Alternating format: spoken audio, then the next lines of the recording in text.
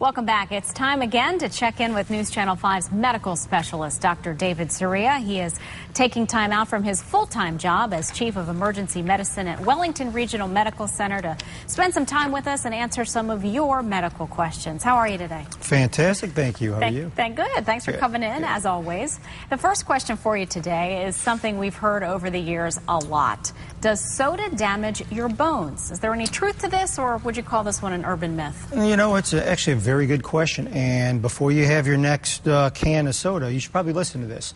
There actually was a study, and what they looked at was patients that drank 3 cans of cola and non-cola sodas. And what they actually found was that on the cola drinking side, they actually had a decrease in their bone mineral density of almost 5%.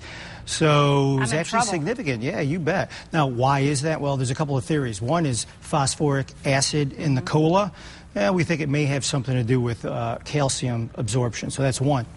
But the other is caffeine. Caffeine actually, we know, does inhibit or interfere with the absorption of calcium. So clearly, cola is not good for you. Now, what do we recommend? Well, a lot of experts say instead of having that can or that third can or that second can, have a glass of milk. That might solve your problem. Okay, and that's for regular and diet soda, I guess. That's correct. Diet had nothing to do with it. Okay. No.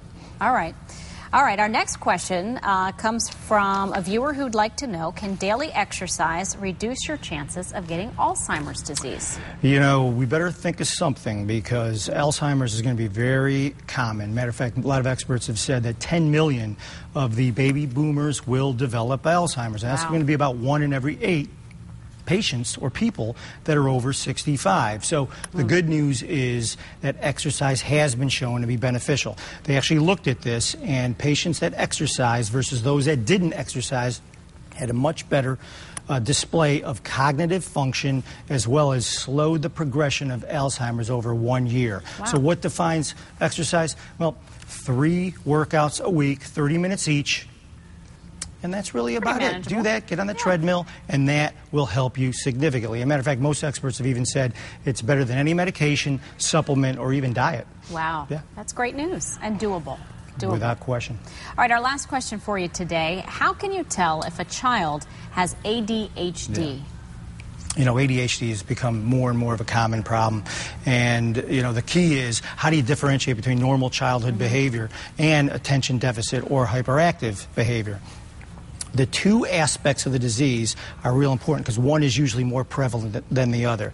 There's inattention and there's hyperactivity. With inattention, these are the things you should look for. One is they just can't focus on schoolwork.